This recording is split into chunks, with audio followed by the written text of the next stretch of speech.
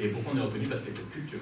Parce que c'est le substrat de cette culture gréco-latine.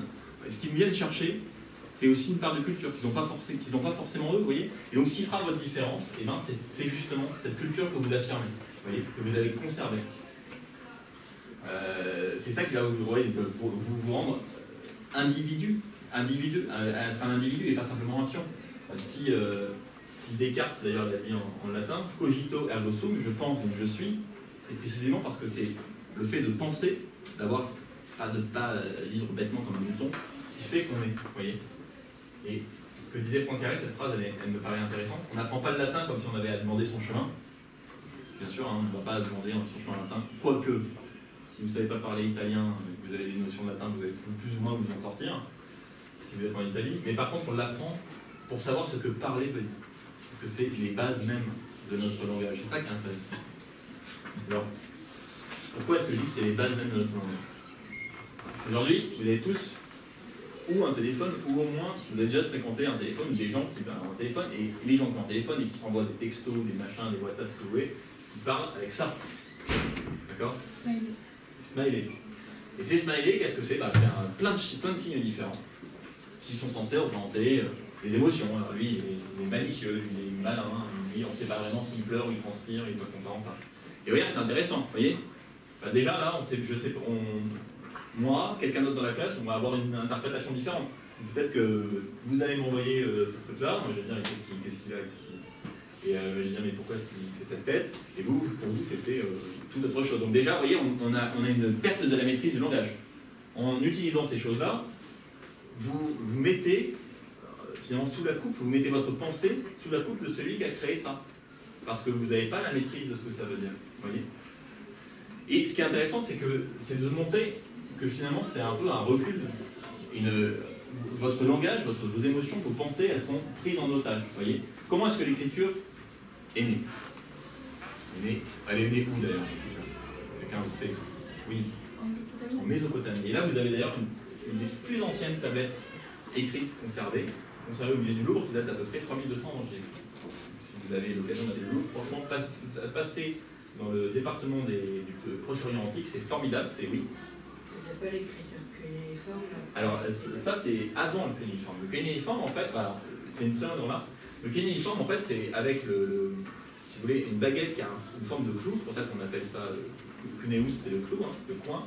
En fait, on va reprendre après ces dessins et on va les styliser. Mais ça restera quand même des dessins.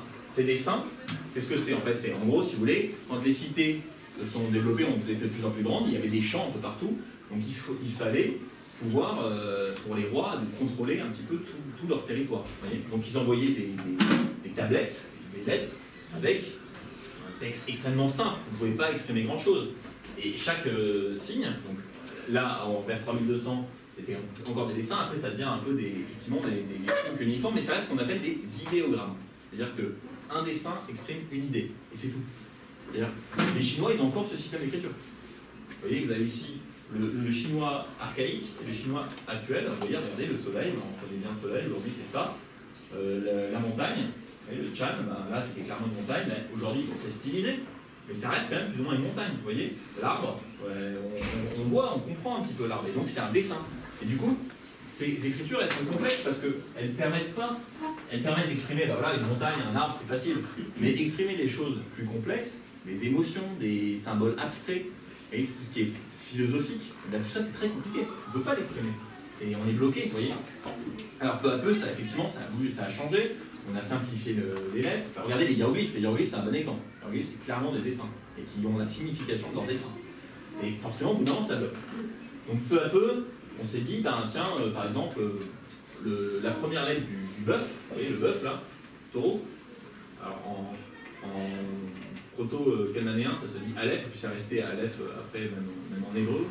Aleph, le bœuf, et ben on va prendre les premières lettres, Al, vous voyez, le son Al. Donc ça va pouvoir dire à la fois le bœuf, et puis à la fois le son Al. Et puis peu à peu, ces sons, il y en avait une centaine, et peu à peu, on a de plus en plus rassemblé les sons. On est allé à l'essence même du son, et on a développé entre une vingtaine et une trentaine de sons qui sont les sons primordiaux, les consonnes primordiales, et les voyelles primordiales de l'alphabet. Donc là, par exemple, le Aleph, le bœuf, est devenu le A. Vous voyez, le son A. D'accord?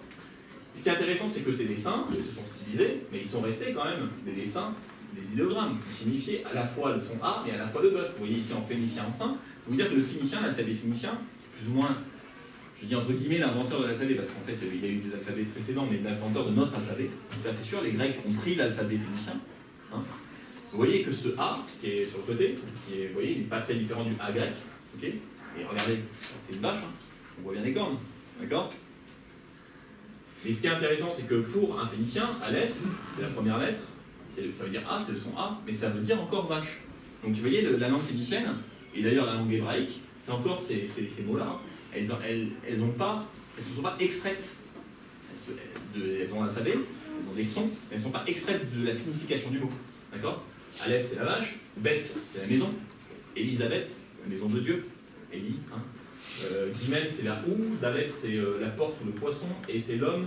Wow, vous voyez, donc à chaque fois, vous voyez comment ça a évolué. Ça, c'est intéressant. Et les Grecs dans tout ça, vous allez dire.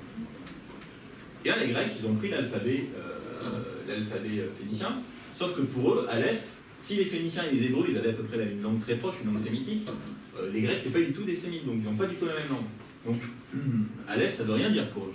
Bet, ça veut rien dire. Ils ont juste gardé le son A, le son B, vous voyez. Mais ils ont gardé les noms des lettres. Donc, Aleph, ça s'est un peu transformé, ça s'est transformé alpha, vous voyez. Bet, bêta. Guimel, gamma, vous voyez, delta, ça a un peu changé, mais ça n'a pas fondamentalement changé. Mais par contre, alpha, ça ne veut rien dire, ça ne veut pas dire vache. Donc eux, les Grecs, ils se sont totalement abstraits. Alpha, bêta, l'alphabet, évidemment. Hein. Les Grecs, ils se sont totalement extraits de cette signification, des idéogrammes, de l'image, idée. Et c'est ça, c'est très important. Pourquoi? Parce que en se coupant du mot, de l'image, si vous voulez, du signe qui veut dire un mot, eh ben, ils ont abstrait leur pensée.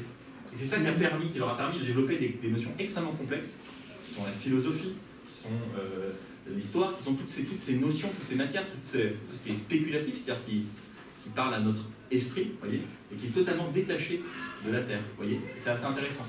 Ça a permis vraiment c'est eux qui ont inventé les mathématiques, tout ce genre de choses. Vous voyez, toutes ces choses n'auraient pas été permises si on était resté vraiment terre à terre avec des images. Vous voyez, ça aurait été plus difficile. Et bien aujourd'hui, qu'est-ce que vous faites? Vous retournez aux images, aux idéogrammes, en utilisant les emojis. Vous voyez? C'est pas un cours sur le contre les emojis, c'est pas l'idée, mais c'est pour vous montrer que, on va dire, 2500 ans au moins de chemin vers l'émancipation de la langue, de la matière, de la matérialité, des choses les plus primaires, pour aller vers les choses les plus spirituelles. Et bien aujourd'hui, en peu de temps, on refait le chemin inverse et on retourne vers des choses qui sont incertaines. Vous voyez? Parce que finalement, vous allez avoir beaucoup de mal à exprimer des choses très complexes avec ces images. Et vous avez surtout perdu la liberté de formuler exactement ce que vous voulez dire. Vous avez servi de quelque chose qui a été pré-pensé pour vous. Vous voyez? Et c'est pas vous qui avez pensé. Vous avez perdu votre liberté en pensant. Donc ça vous montre à quel point c'est quand même essentiel, important. Alors, on pourrait se dire, le latin, le grec, à quoi ça va me servir? Comment je vais gagner de l'argent avec? Comment je vais monétiser? Alors, je vous ai dit déjà, vous ne savez pas quand vous avez planté vos graines, quand vous allez avoir besoin de la plante qui en est sortie. C'est un peu la même chose. Donc il faut un peu refuser l'immédiateté. À quoi ça va me servir? Moi, je vous parle de cette expérience que j'ai en tant que prof de gens qui veulent vraiment tenter les plus grandes écoles. Ils se rendent compte maintenant de l'importance de la culture, de ces cultures-là, tout simplement pour être pris dans ces écoles. Voyez, pour faire partie d'une certaine élite. Il faut aussi penser son existence dans le temps long. Il faut se dire qu'on n'est pas dans ce qui est totalement immédiat. Vous voyez, on n'est pas pour ce que j'apprends aujourd'hui, ça ne va pas être pour demain. Et si ça ne me sert pas demain, ça va quand même me servir un jour peut-être. Voyez. Et il faut aussi vous dire que, même si vous voulez être, je sais rien, un chirurgien, et si vous êtes chirurgien et que vous voulez vous occuper exclusivement de l'intestin, ou de l'estomac, voilà. Vous allez faire votre opération de l'estomac. Si j'ai appris si je suis un super spécialiste en estomac mais que je ne connais rien à tout ce qui est autour, si jamais un jour je perce un intestin, un truc comme ça, ça va être une catastrophe, on est d'accord? Donc il faut bien avoir appris tout ce qui est autour de notre domaine de compétences. Quelque chose qui est global, on est d'accord? C'est pareil avec le grec, le latin, avec surtout cette culture latine qui nous vient d'avant. C'est quelque chose qui nous permet de penser les notions dans leur globalité. Alors je vais vous montrer ce que disait Marcel Pagnol, vous connaissez tous, sans doute. Marcel Pagnol qui a écrit quoi? Oui. Bon, mon père. Oui, bon, et surtout plein de pièces de théâtre, Topage, etc. Je vous montre ce que disait Marcel Pagnol quand on a commencé à parler de réduire le temps du latin et du grec. Ça ne dure pas longtemps, alors écoutez bien, très intéressant d'entendre Marcel Pagnol. Marcel Pagnol, vous avez consacré près de 30 ans de votre vie à traduire la bucolique de Virgile. Vous pouvez donc très savamment, en connaissance de cause, nous parler de l'intérêt du latin. Aujourd'hui, on dit couramment qu'à l'époque atomique, le latin est une triste chose bien inutile pour les études. Qu'en pensez-vous? Donc je trouve tout à fait absurde et qu'il serait très dangereux de supprimer ce qu'on appelait autrefois en somme les humanités. Pour les remplacer par quoi? Par la science, mais alors apprendre le latin de Schengen, apprendre la science. Et de mon temps, il y avait deux sections de sciences. Il y avait la section D, où on faisait des sciences. Il y avait la section C, où on faisait le latin science. Et puis j'ai vu par la suite que tous les camarades qui étaient en latin science sont passés devant ceux qui n'avaient pas fait de latin. Le latin d'ailleurs, il me semble dans la vie, c'est peut-être un point de vue un peu personnel, qu'il y a deux sortes de gens parmi ceux que je fréquente. Il y a ceux qui savent le latin et ceux qui ne le savent pas. Qu'est-ce que vous voulez dire exactement? Croyez-vous que les études latines donnent une vision du monde plus large? Plus large et surtout plus humaine. Ce n'est pas pour rien qu'on les appelle les humanités. Le latin, c'est la base de la culture générale, surtout pour nous autres en latin. Et je pense que ce qui a fait la supériorité, le renom, au point de vue artistique, de l'Italie, de la France et de l'Espagne, c'est parce que c'était des peuples latins, et que on connaissait le latin encore beaucoup mieux autrefois grâce à l'énorme influence de l'Église.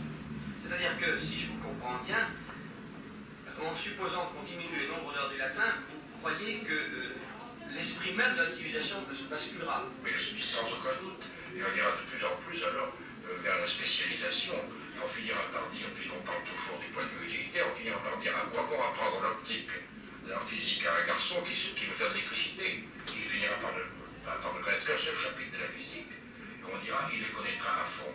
Précisément non, je ne crois pas, parce qu'il ne comprendra pas quel est le rapport de ce chapitre précisément avec tout le reste de la science. J'aimerais savoir quelle est la réaction de votre fils, qui a, je crois, une douzaine d'années, lorsqu'il voit son père traduire Virgile et parler latin. Ça l'a un peu intrigué, parce que pendant que je traduisais la 10e éloge à la campagne, il est venu, il me dit, viens jouer avec moi. Je ne peux pas, je travaille. Il m'a dit, tu traduis encore ces bucoliques? Je lui ai dit oui. Il m'a dit, qu'est-ce que ça va te rapporter? Je lui ai dit rien. Alors il m'a dit, au fond, tu fais ça pour te faire remarquer. Et je me dis, il n'a pas raison. Et il y a remarque et remarque. Oui. Marcel Pagnol. Voilà. Sur ces paroles de Marcel Pagnol, du coup c'est intéressant ce qu'il vous dit, vous voyez, la spécificité, la spécialisation. Finalement, c'est vrai, pourquoi ne pas devenir que super technicien? Mais au bout d'un moment, on sera forcément dépassé, vous voyez. Et ce qui est intéressant, ce qu'il vous dit à la fin, c'est que son fils vous dit en gros, bah, tu traduis du latin, ça sert à rien. C'est vrai, ça sert à rien, et ça sert quelqu'un, vous voyez. Ça sert son âme, ça sert sa culture, ça sert à affirmer sa propre personnalité. De la même façon que les moines, on leur faisait ce reproche lors de la réforme, les moines ne servent à rien. C'est vrai, ils ne servent à rien, ils servent quelqu'un, vous voyez. Ils prient, et en même temps, bah, c'est eux qui ont construit l'Europe et qui ont transmis ce substrat culturel. Vous voyez, donc sortir de l'utilité, parce que c'est ça qui fait que les civilisations persistent finalement. Alors le latin, le grec, la culture latine, surtout la culture grecque, qu'est-ce qu'elle va vous... Elle va vous permettre de développer votre rigueur, l'agilité intellectuelle. C'est ce que Cicéron disait quand il disait plus la tête s'emplit, plus elle doit être bien faite. Vous voyez, c'est pas parce que vous n'avez pas une place limitée dans votre tête. Hein. C'est pas parce que je vais faire rentrer quelque chose que je vais oublier autre chose. Au contraire, hein. Si peut-être que quand vous allez apprendre à boire, vous allez oublier comment conduire, mais ça c'est un autre problème. Mais sinon, quand vous allez ajouter des choses dans votre tête, ça va ne faire que agrandir vos compétences. Vous voyez, il n'y a pas quelque chose qui va disparaître. Et ça va vous donner une structure. Pourquoi une structure? Parce que le latin, c'est une langue à déclinaison, donc pour pouvoir traduire, pouvoir comprendre cette langue, il faut que vous alliez chercher quel est le cas. Si c'est le nominatif, ben, on va se dire c'est le sujet. Si c'est l'accusatif, on va se dire ben, c'est le COD. Donc ça vous permet de comprendre comment une langue est construite, vous voyez, comment une langue est faite, comment la langue se structure. Ça, c'est vraiment important, vous allez au fond de la chose. C'est aussi, avant tout, une trousse à outils pour le français. Ça vous permet de comprendre l'étymologie des mots, d'où viennent ces mots, pourquoi est-ce qu'ils viennent ces mots. Et c'est vrai que quand on voit des mots latins, on fréquente des mots latins, qui ont donné des mots en français, eh ben, on comprend beaucoup mieux le sens. Vous voyez, par exemple, je vous donne l'exemple de caput ici, la tête. Ben, ça a donné Et ça a donné le chef, tout simplement. Hein, le chef, parce que la tête elle est au-dessus, c'est avec le commande au corps. Ça a donné le cèpe, un champignon, regardez. C'est la tête qui en sort, vous voyez, une grosse tête qui en sort. Décapité, évidemment. Enlever la tête. Même UCAP. Et tout à l'heure, il y a dans une classe il y a un gars qui m'a dit c'est la cape. La cape. Le capitaine, non? Bien sûr, le capitaine. Ah oui, Absolument, oui. c'est Louise. Absolument, le capitaine, tout à fait. La cape, même la cape, regardez pourquoi? Parce que c'est un vêtement latin, un vêtement romain, qu'on mettait par jour de pluie, et donc du coup qu'on mettait sur sa tête. Vous voyez? C'est la capuche, ou la capuce. Et là, quand, par exemple, dans les liturgies catholiques, le prêtre a gardé la chape. Et la chape, on appelle ça aussi le fluvial. En fait, c'était l'ancien vêtement de pluie des Romains. Vous voyez, avec une espèce de petite fausse capuche là, qui sert à rien, mais qui a un témoignage en fait, de cette capuche. Donc vous voyez, tous ces mots-là, ils sont importants. Regardez par exemple le vin. Par exemple, parfois il y a des mots qui ont une double origine. Alors, vous avez une origine parfois latine, et puis parfois sur des mêmes mots qui veulent dire la même chose, grec. Par exemple, le vin, vous avez la vinum en latin évidemment, qui va donner le vin, la vigne vitis, qui va donner viticulture, etc. Et puis vous avez oinos, qui est le vin en grec. Oinos, ça a donné œnologie, vous voyez, la science du vin, etc. Et alors pourquoi je vous mets ce mot-là? D'abord pour vous montrer que souvent la langue française elle est constituée de plusieurs types de mots qui viennent soit du latin, soit du grec. Pourquoi? Parce que la langue française c'est du latin en fait. Hein. C'est du latin qui s'est transformé. Et quand on a structuré cette langue, et bien parfois on est allé rechercher des mots grecs, vous voyez, au XVIe siècle. Mais oinos, elle est intéressante, ce mot est intéressant, parce que aujourd'hui on l'exprime oinos, mais auparavant, dans la Grèce antique, archaïque même, dans le grec archaïque, il y avait une lettre avant, c'était une espèce de digamma, qui se présentait comme deux gammas au-dessus de l'autre, comme un F, ça ressemblait à ça. Vous voyez, grosso modo c'était ça. Voilà. Comme un F, c'était un gamma et un gamma par-dessus. On appelle ça le digamma. Et ça donnait le son WE, comme dans what en anglais. Et donc ça se disait winos. Regardez comment on dit vin en anglais. Wine. Comme en grec, winos. C'est le même mot. Vous voyez? Alors que l'anglais, le grec, en soi, ils n'ont pas forcément une filiation directe. Et là pourtant, vous voyez, c'est intéressant parce que ces mots-là, ils ont persisté. Et ils sont vraiment rentrés dans ces... Alors, il y a beaucoup de racines de mots qui sont forgées sur le grec et sur le latin. Donc ça, je vais expliquer pourquoi. Alors, ils viennent soit d'une source ancienne, une source moderne, par exemple le vin, puis on est allé rechercher au XVIe siècle le oinos. Mais parfois, tout simplement, le latin, c'était une langue vivante. Et c'était une langue qui, donc, du coup, a évolué. Et parfois, qui a intégré des mots grecs dans le bas latin. On disait en latin classique un mot, puis c'est devenu, c'est inspiré du grec, dans le bas latin, dans le latin de la fin de l'Antiquité. J'ai donné un exemple tout à l'heure avec Petrus, hein, Petra, la lapis qui est devenue Petra. C'est pareil pour cheval. Le cheval en latin classique c'est equus, en bas latin c'est cabalus. Alors regardez, ça a donné cheval, cavalier, et puis ça a donné équitation, équestre, équidé. Hein. Pareil, sinus, en l'étoile en latin classique, stella en latin, en bas latin. Donc, bien sûr. Comment? Comme la marque de bière. Comme la marque de bière, oui, parce que justement, intéressant. Pourquoi est-ce qu'elle s'appelle Stella? Parce que c'est une étoile son symbole. Vous voyez? C'est intéressant. Donc on l'a appelé Stella. Donc vous voyez, même là-dedans, même dans le commerce, il y a ces références qui sont importantes. Sidus, ça veut donner quoi? Sidéral. Quand vous êtes sidéré, vous êtes tellement étonné que vous regardez vers les étoiles. Vous voyez? Et regardez quelque chose d'un voyage intersidéral, pourtant c'est quelque chose de très moderne, de très technique. Un voyage intersidéral, c'est un mot latin. Pourtant, il n'y avait pas de voyage intersidéraux à l'époque.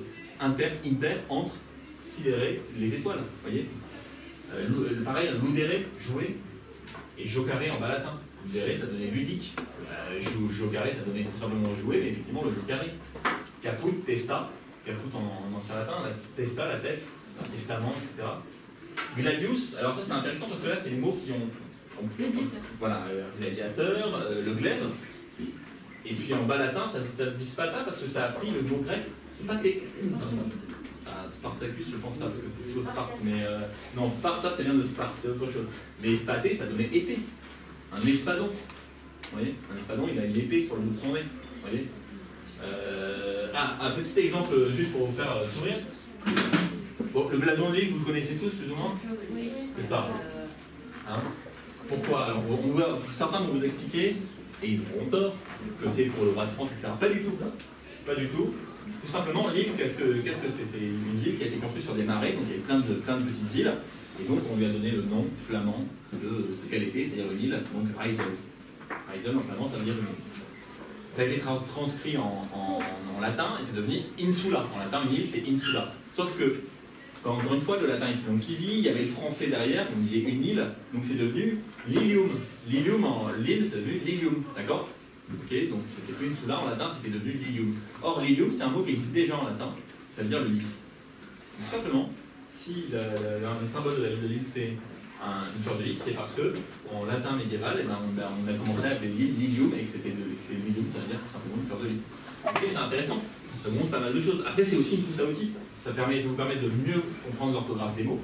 Par exemple le GT de loi, c'est pas une évidence quand même, quand on apprend à lire, à écrire. Si vous demandez à un enfant, il vient à peine d'apprendre les lettres, d'écrire droit, il ne va pas vous l'écrire comme ça. Pourquoi? Parce qu'il reste, c'est l'archéologie en quelque sorte de digitus, vous voyez, le mot latin. De la même façon, un accent circonflexe, souvent, c'est pour vous dire qu'il y avait un S avant, vous voyez, dans le mot latin. Pour vous dire que parfois il y avait un oméga dans le mot grec. Je vous donne un exemple, vous avez des exemples, donnez-moi des exemples avec des accents circonflexes, vous allez voir, il y en a plein. Château, absolument, un castel, un hôtel, pourquoi, ou un hôpital, parce que c'est l'hostesse, c'est l'hôte, vous voyez, un rêve, ouais, absolument, tout à fait. Donc vous voyez, il y a énormément de mots qui montrent cette origine. Après, il faut vous dire que 90% des mots français viennent du latin. Donc le latin, on peut presque dire que c'est un dialecte, le français, on peut pas dire que c'est un dialecte du latin, vous voyez. 50% des mots anglais quand même, c'est quand même beaucoup. L'allemand, évidemment, ne serait-ce que les déclinaisons, vous aideront à apprendre l'allemand. L'espagnol, l'italien, moi j'ai jamais appris l'espagnol ni l'italien. Pourtant, c'est pas très compliqué de dire, quand on a appris le latin, c'est vraiment pas très compliqué de dire l'espagnol et l'italien. Le parler, c'est autre chose. Mais le lire, c'est pas si dur que ça. C'est vrai par exemple aussi pour les langues slaves. Alors, je vous raconte une petite histoire personnelle. Alors, pourquoi pour les langues slaves? Parce que le russe, le slave en général, il a été mis en écriture, avant il ne s'écrivait pas, il a été mis en écriture lorsque les Russes se sont convertis par deux moines qui étaient Saint Cyril et Saint Méthode. Et ils ont donné leur nom à l'alphabet cyrillique. Et l'alphabet cyrillique, qu'est-ce que c'est? C'est un alphabet grec dans lequel on a rajouté des petites lettres. En plus, mais à la base c'est un alphabet grec. Bon, moi personnellement, j'ai jamais appris le russe. Il se trouve que l'année dernière, j'étais en Ukraine et je me suis retrouvé à la gare de Lviv, en Ukraine, avec ça. Donc voilà, pour essayer de trouver, vas-y, trouve ton train. C'est pas si évident que ça, franchement, parce que si moi je parle pas ukrainien, et bien là je vais vous dire que pour une fois le grec m'a sauvé. Alors que j'aurais jamais pensé que le grec me servirait comme ça, tout simplement parce que comme c'est très proche du grec, et ben j'ai pu comprendre que ça, par exemple, on voit très mal. Donc je vais vous l'écrire là. Ouais, je vais vous l'écrire parce qu'on le voit très mal. Voilà, hop, ça, voilà. Donc là, on a un kappa. Ça, c'est l'équivalent d'un i long, mais c'est voilà. Là, on a un iota et là, on a le V qui n'existait pas en grec. Donc ça donne Kiev. Vous voyez, Kiev qui s'écrit en français comme ça. Kiev, vous voyez. Pareil, ici, voilà, Odessa. Vous voyez. Et ben, Odessa en français, on écrit comme ça. Mais moi, j'écris pas très bien. Voilà. Et ben, en cyrillique, vous voyez, O. Omicron, un delta. Alors le delta russe, on lui a rajouté deux petites pattes, mais ça reste le delta grec. Voilà, un epsilon, sigma et alpha. Vous voyez, Odessa. Donc là, pour le coup, c'est marrant parce que c'est une anecdote. Et vous voyez, ça, clairement, on peut dire que ça m'a servi directement. Là, le grec, j'aurais jamais pensé que ça me servirait dans une situation comme ça. Bah si, vous voyez, comme quoi, ça m'a permis de ne pas louper mon train, ce qui était quand même assez sympathique. Alors, je vous ai dit qu'il y a beaucoup de messages qui vous sont distribués en permanence. Oui? C'est pas ça, en fait, parce qu'en fait, il y avait un temps genre bleu et tout par rapport à Absolument. Absolument. Alors, bonne réaction. Donc, Bluetooth, vous connaissez tous, plus ou moins tous. Ça permet de passer d'un téléphone ou d'un ordinateur à l'autre. Enfin, en gros, ça vous permet d'avoir une présence de votre machine à deux endroits à la fois. Donc, ça a été inventé par une entreprise suédoise qui s'appelle Ericsson. Et ce qui est intéressant, c'est que quand ils ont inventé ce système, il fallait lui donner un nom. Et les ingénieurs d'Ericsson, pour montrer à quel point la culture, c'est pas là, les ingénieurs et c'est des scientifiques, mais ils sont allés chercher dans leur culture une culture très ancienne.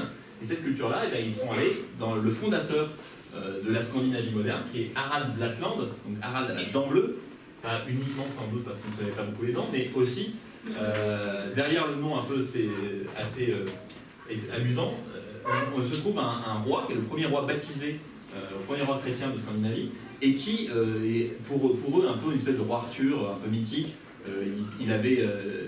La légende lui prête le don de pouvoir passer d'un endroit à l'autre, d'avoir le don d'ubiquité, d'être à deux endroits à la fois. Donc, vous comprenez un peu le rapport. Et qu'est-ce qu'il a fait pour créer le logo, ce brave ingénieur de chez Ericsson? Eh bien, il a pris deux lettres qui sont des runes. Les runes, c'est l'alphabet qui permettait d'écrire le saxon et les langues scandinaves anciennes. Sauf que ces runes, d'où elles viennent? Eh bien, elles viennent de l'alphabet grec. Parce qu'avant le 2e siècle de notre ère, les runes, elles n'étaient pas écrites. Enfin, pardon, la langue n'était pas écrite, et en fait, c'est au contact avec les Grecs que peu à peu, un alphabet particulier, s'est développé à partir de l'alphabet grec. Prenons par exemple, ici, vous avez deux runes, vous avez la rune H et la rune B. Donc la rune H, le H antique, il est comme ça, il y a 2 barres, après c'est devenu un état en grec, et là, vous voyez, tout simplement, on retrouve les 3 barres qui ne sont pas dans le même ordre, et le B, c'est carrément un bêta, vous voyez, c'est juste un peu plus pointu, mais on est vraiment dans le bêta. Et donc, qu'est-ce qu'il a fait, ce brave ingénieur? Il a pris le H nordique, Harald, oui. Mais Bluetooth, ça veut pas dire dent bleue en anglais. Si, Harald Blattland, en scandinave, Harald à la dent bleue. C'est ça, Bluetooth en anglais, ça veut dire dent bleue. Donc c'est pareil, c'est le nom traduit en anglais, simplement. Mais il a pris la première langue, Harald, et la deuxième lettre de Blattland, donc la première lettre de Blattland à la dent bleue, il les a combinés et vous avez le logo. Vous voyez, donc vous avez un message qui en plus vient même carrément du grec, enfin, à travers les lettres, vous voyez. Autre message, vous connaissez tous, Nike. Vous le prononcez Nike, oui. C'est la victoire. Ben oui, parce que comment on le dit en grec? Oui, c'est une victoire de Satan. Exactement. Nike, c'est la déesse de la victoire. Et donc du coup, Nike, pourquoi? Parce que tout simplement, les athlètes, ils voulaient avoir la victoire au bout des pieds. Vous voyez, donc vous voyez l'importance de l'influence latine. Et regardez le logo qui a été créé, hop, c'est une l'aile de la victoire de Samothrace. L'aile de la victoire, vous voyez. Donc de la déesse victoire. Donc intéressant, quand vous avez porté les chaussures Nike, vous avez à vos pieds, et les ailes comme Mercure, vous voyez, pour courir plus vite et pour aller vers la victoire, oui. Pareil que le styliste qui a fait ça, genre en fait au début, c'était au petit Nike, en fait tout début, elle lui a demandé de faire le signe, et pour genre 30 €. Et après en fait, il a été récompensé par plein d'argent. Alors ça c'est vrai aussi, c'est que la personne effectivement, la personne qui a fait le logo effectivement n'a pas été payée très cher.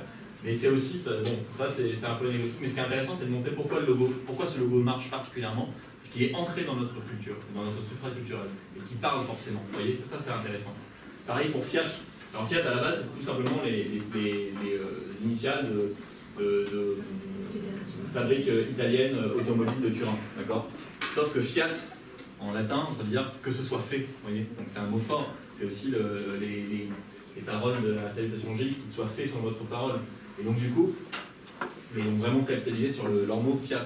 Alors je vous montre le contre-exemple, pourquoi? Parce que conserver votre culture, connaître votre culture c'est important, et même le fait de négliger votre culture peut, si un jour vous êtes chef d'entreprise, etc., peut même vous amener à faire des erreurs stratégiques énormes. Vous connaissez tous Victorinox, le couteau suisse? Vous avez tous vu un couteau suisse dans votre vie.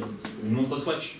Bon, c'est des produits qui sont suisses. Et les deux utilisent comme logo la croix du drapeau suisse. Hein, Victorinox, le couteau suisse. Et Swatch, si vous avez acheté un couteau sans un truc suisse, c'est que vous êtes fait arnaquer et vous avez acheté un truc chinois pas cher, d'accord? Bon.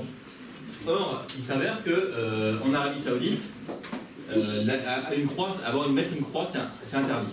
Donc pour le public d'Arabie Saoudite et pour le public du monde arabe et du monde musulman en général, les couteaux suisses et les montres Swatch ont décidé d'enlever la croix de leurs objets. Vous voyez là, ils ont mis une espèce de petit logo, un petit V avec un globe, et puis là ils ont mis Swiss Made.